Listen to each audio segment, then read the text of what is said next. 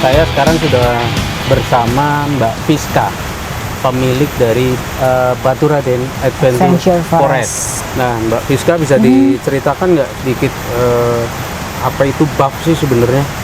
BAF itu sendiri ya. Kalau BAF itu sendiri sih wisata ya, kita bilang ya, wisata wisata berbasis ekoturism, kita bilang berbasis ramah lingkungan lah. Kita mau menghidupkan dulu tuh ketika kita menemukan lokasi ini kan, lokasi yang ya masih kita bilang ya hutan alami sekali. Dan makanya kedepannya itu kita membuat BAF itu bagaimana konsep BAF itu jangan lari dari wisata-wisata yang sudah ada. Nah, ketika penciptaan branding yang menjadi Baturaden Adventure Forest, karena kita rencananya nih mau middle up gitu kan, harusnya yang Keminggris, kita bilang Keminggris kan, agak ke Inggris-Inggrisan. Keminggris. Sebenarnya sih itu kan artinya itu kan berpetualang di hutan di zona Baturaden. Nah, itulah tagline-nya itu supaya ya ke branding ya, Baturaden tuh ada loh wisata berbasis hutan untuk berpetualang.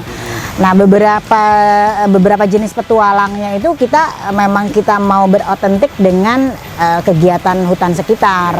Berarti ada ini ya pembedanya itu tadi ekowisata itu. Betul, ekowisata. Bener-bener alam nih yang di alam semua yang kita angkat. Bahkan kalau misalnya Mas Ung lihat sendiri kan, untuk bangunannya kita komitmen, kita konsisten, kita tidak menggunakan bahan baku berupa betonan yang stay gitu loh. Jadi kita kan berbahan alam seperti apa namanya bambu-bambu dan lain batu. Bahkan jalannya tuh ini benar-benar buatan tangan penduduk lokal sini. Sebenarnya sih kalau misalnya mau kita buat secara cepat kan tinggal di semen udah di permanen gitu. Tapi kan ini tapi kita tata menjadi batu-batu yang ya ini ciri khasnya kami, benar-benar hasil dari karya penduduk Karangsalam Baturaden. Oh gitu. Jadi warga ini juga sudah terlibat mulai proses. Ya, dari proses awal, betul sekali. Mbak Fiska, dulu kan tadi cerita dulu itu menemukan ini kayak hutan gitu ya. Itu di tahun berapa dan kemudian akhirnya dibuka menjadi wisata ini tahun berapa nih? Oke, untuk kita bilang survei awal, kita ketemu jatuh cinta dan lain sebagainya. Jatuh cinta kan? Pertama kita harus feel dulu kan jatuh cinta. Itu tuh hasil jalan-jalannya aku, suami dan ada sepupu yang pencetus karena memang dia itu concern di petualangan, di adventurer lah. Namanya Ibu Ita Budi. Nah, itu tuh kita tuh sekitar 2007-2008. Oke, ya 2007-2008. Lalu kita tahu bahwa ini adalah tanah perhutani yang produktif dengan getah damarnya. Lalu kita di situ berkolaborasi juga dengan perhutani KPH Banyumas Timur, dan alhamdulillah di 2009 kita mendapatkan izin pengelolaan untuk ya wilayah ini untuk dijadikan tempat, kita waktu itu bilang tempat wisata berbasis alam dan edukasi tanpa merubah kontur. Misalnya dari pohon-pohon ini selain kita pakai untuk kegiatan highrope, jadi kan itu kan highrope ya untuk flying fox, kita juga menjaga yang dari penebangan liar dan lain sebagainya kan. Dengan adanya kita juga turut menjaga harta warisan negara seperti itu. Nah, dari 2009 itu kita mendapatkan kepercayaan dari perhutani kontrak selama 30 tahun. 30 tahun ke depan ya, alhamdulillah. Dengan kontrak itu kita jaga kesinambungan kita dengan perhutani dan untuk impactnya kita ke warga sekitar. Seperti itu. Jadi artinya ketika sudah di awal itu mulai riset ya 2007 ya. Risetnya panjang juga ya sampai lumayan ya. Karena setahun 2 tahun, jadi kan kita harus menemukan antara kontur air, kontur gunung dan lahan ini kan dulu kan sebenarnya konturnya begini-begini.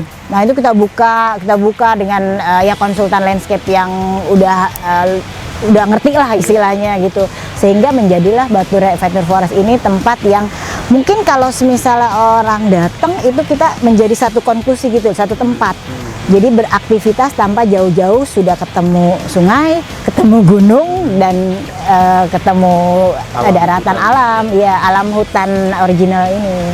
Kemudian untuk sistem pengelolaan atau bentuk kerjasama dengan perhutani ini seperti apa dari BAF-nya? Oke, kalau dari BAF dengan perhutani, bentuk kerjasamanya kita itu memang kita pengelolaan lahan ya, pengelolaan lahan tanpa merusak kontur yang ada, yang tadi aku cerita ya. Di luar itu kita juga kan ada sharing, karena kita tuh bentuknya itu kan kerjasama operasional. Ada sharing pendapatan kita yang kita share ke perhutani, ya bentuk tanggung jawab kita ke perhutani.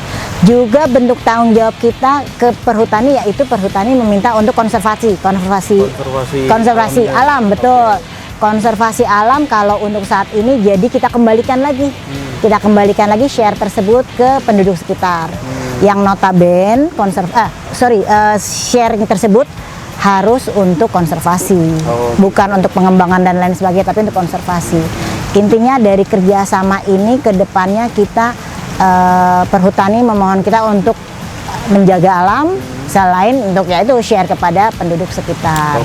Kegiatan atau fasilitas yang ada di BAF itu sebenarnya apa aja sih, Mbak? Oke, untuk kegiatan yang bisa kita fasilitasi lah ya, itu adalah kegiatan mungkin kalau sekarang tuh istilahnya outbound, ya gathering, untuk outing, untuk launching juga kadang-kadang launching produk ya, kita cuma dipakai untuk sebagai venue atau syuting kan. Kita ini sekarang gitu. Di samping ada kegiatan kita yang berbasis adventure alam. Di sini kita yang menjadi primadona kita tuh canyoning itu wisata, canyoning itu kegiatan susur sungai kalau bahasa Indonesianya. Jadi itu 4 kegiatan adventure di cover dalam satu kegiatan. Dimulai dari water slide, cliff jumping, terus kita kolaborasi dengan village trekking dan berakhir di rappelling. Nah, rappellingnya itu kita bekerja sama dengan zona wisata di Karangsalam. Ada kerjasama juga dengan wisata Karangsalam. Juga yang tadi kita bilang village trekking, itu kita bekerja sama juga dengan wisata Pinusan, kepemilikan dari Desa Limbakulus juga. Seperti itu, di samping adventurer yang ada di sini. Yang itu kan tadi adventure semua nih. Betul. Yang berkaitan dengan edukasi. Kita ada. Kita ada program yang kita bilang student down to forest sama student down to village. BAF ini sendiri kita kan mengedukasi kepada siswa bahwa ini tempat bisa loh berdiri tanpa menggunakan teknologi yang now, kita bilang teknologi now. Seperti kita untuk power grid kita, untuk listrik kita menggunakan power supply sendiri, yaitu berupa kincir air ya, Pico Hydro. Kita masih beli sih, ada beberapa yang kita ada 3. Artinya sudah pakai teknologi itu. Kita mempunyai 4 kincir air. Yang 2 kita memang beli, yang 2 itu memang kita membuat sendiri, yang dibuat oleh penduduk lokal sini sendiri. Bikinan penduduk lokal kinciran. Yang dua, kalau yang 2 itu kita memang buat jadi role modelsnya lah. Apalagi sih ada supporting lain yang ada di BAF ini? Bentuk konsumsi ya. Bentuk konsumsi. Kita tuh benar-benar membranding juga tentang menu lokal. Walaupun nama kita tagline-nya agak internasional, Inggris gitu ya, kita tetap BAF itu konsisten untuk makanan yang berada kita produksi. Makanan produksi adalah makanan menu lokal. Seperti nanti keluarlah oseng pakis, terus nanti ada kita tempe dengan kedelai hitam. Terus ayam burus, mendoan itu udah pasti itu menu favorit. Nah, dari kegiatan-kegiatan itu tamu-tamu tuh kadang suka kok kita harus berkegiatan dulu baru dapat makanan khas itu gitu. Maka kita mendirikanlah Agatis Resto. Agatis Resto itu kita dirikan untuk rasa kerinduan tamu ketika berkegiatan di sini, makan di sini. Nah, Agatis itu makanya kita buat di zona publish di atas, sehingga tamu kan tidak perlu untuk membayar kekangenan dia akan makanan BAF, tidak perlu harus masuk ke dalam untuk berkegiatan, tapi dia hanya perlu datang ke BAF, datang ke Resto Agatis sudah mendapat semua menu yang ada di BAF seperti Jadi itu. di sesi pertama kita sudah ngobrol dengan Mbak Fiska mulai dari awal mulanya BAF ini, dari mulai riset, dari mulai kemudian mengkonsep sampai akhirnya brandnya terbentuk. Nah, kita akan ngobrol lebih dalam lagi dengan Mbak Fiska. Jangan kemana-mana.